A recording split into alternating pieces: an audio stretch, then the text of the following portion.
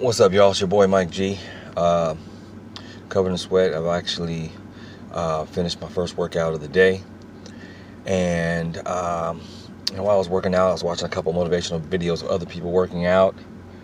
And I came to a conclusion about, me personally, based off of some things that and problems I ran into last night as far as, timing, eating, and how it fits into my workout schedule and my schedule as a whole. My workload, work ethic, all those kinds of things. I've had reflections, and this is day 2 of the 120-day challenge. So I'm coming up into the realization that there are different things that need to be rearranged so it could be optimal for me to eat vegan. Nobody has to die and to get on my plate or get separated from their children, to give me milk and eggs. I can also add on more of a workload to burn more calories, so I can get that BMI index between 19 and 25, which is optimal for me, and go from there. There's a goal I'm trying to reach that I've achieved. Essentially I have, because once you start working towards your goals on a daily basis, you've won, you've made it. It's the sustaining of them that creates the issue, that creates the challenge and the obstacle, because all the obstacles start coming to you afterwards. As soon as I decided to become an author, artist, speaker, athlete, entrepreneur, that's when the time and the resources and the resourcefulness was compromised or challenged.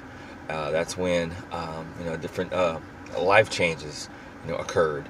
That's when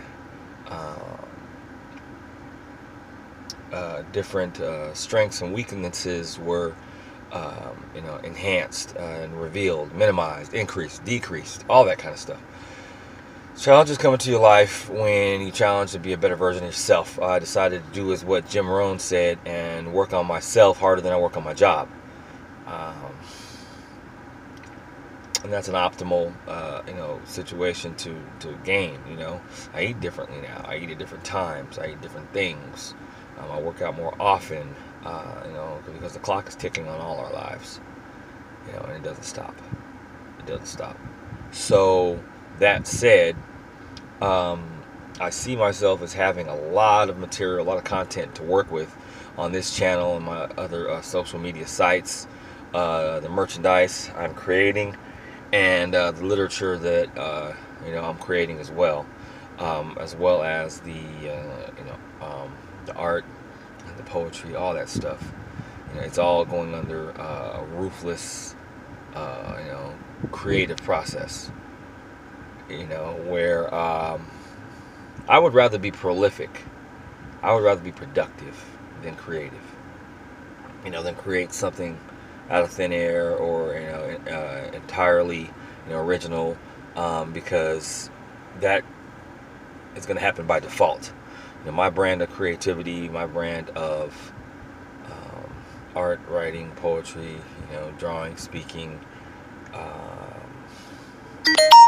exercise and whatnot, is very different than the next person, in my same age bracket or in my same, I keep forgetting to do this. It's just like so much better from what I'm told. My same, lifestyle. I'm doing bodybuilding exercises that I've had for years that could probably go under a chain. I want to get back into CrossFit and train outdoors for obstacle races. Work that in as well and encourage people to do that, inspire people to do that by my own contribution, and have the merchandising images that I create do that as well. So my 1% was issuing this challenge, and another 1% is turning this camera to landscape. I also downloaded Canva. It's an app that helps you put thumbnails, messages on thumbnails, which I'm learning this stuff as I go. And I also figured out different ways to publish books faster. You know, I have a book coming out at the end of the year, which is like the sum total of my experience with Heart and Purpose and living with Heart and Purpose. It was based on a biblical scripture, the book of Acts, chapter 11 and verse 23, and the phrase was originally "purpose of heart." That has since evolved into Heart and Purpose, and it's going to go into other several evolutions. I think I like how a lot of the YouTubers go by different names, go by their channel names. One of the people I listen to is Vegan Gains. Shout out to Vegan Gains, and his research is just on point.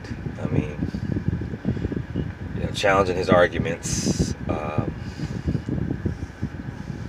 you're asking for trouble. I would kind of like to see other YouTubers that I still listen to, Brandon Carter, respond. Besides, some way besides having a party, maybe even a debate. But I mean, that's just me as a subscriber, looking at that, and I'm still subscribed. And those ads are finally gone with Brandon Carter, as far as I'm gonna eat this whole slab of bacon and fancy cheeses and grass-fed beef, and throwing vegetables on the ground and acting like he's gonna throw up, if he eats a smoothie and stuff like that. All that really unnecessary. Maybe to promote, keto hacks products or ketogenic products. But I don't know. I looked in some of the comments, and a lot of the comments were from alienated people, and it's a risk. But at least he's honest in that sense. I don't really have very many other people that I listen to, except the familiar Les Brown, Eric Thomas, who's also a vegan. Jim Rohn, Tony Robbins, Trent Shelton, Will Kaysen, my good friend Will Kaysen. Bobby Bluford's another one that's coming up. Charlie Adams. So, yeah, I'm going to start also posting food. What I eat in a day, and full day of eating. Maybe even a mukbang or mukbang or whatever you want to call it. I like doing those, or I like the idea of doing them. I haven't done one yet, obviously, but that would be an interesting thing to do. I mean, hey, the Hodge twins can do it, and they, eat a bunch of bullshit, bullshit, and that's fine. They're grown. I'm grown, which is why I cursed. So, get this going. So that at the end of the day, there'll be more content created and tailor-made and refined and edited and stuff like that. I just don't have the wherewithal to do all that right now. So somebody who I used to listen to, Bold and Determined, Victor Pride, before he started eating raw meat, encouraging people to eat raw meat, and listening to YouTubers that eat raw meat that don't necessarily have all their wits about them. Record every day, and then use the information that the content you've created to, create a product, get a blog, which also I'm going to be doing soon, and revive my t-shirt shop, things of that nature. Until then, I'm just going to keep recording, keep producing art, keep posting on my Facebook page. I have a group that I'm creating, and Snapchat, Instagram, Twitter, online presence, positive online presence. That has to do with nutrition, veganism, creativity, fitness, nutrition, and various other things that that I believe in. Oh, shout out to Roberto Blake as well. Roberto Blake is another YouTuber that I've been listening to, and his rants about creating something awesome.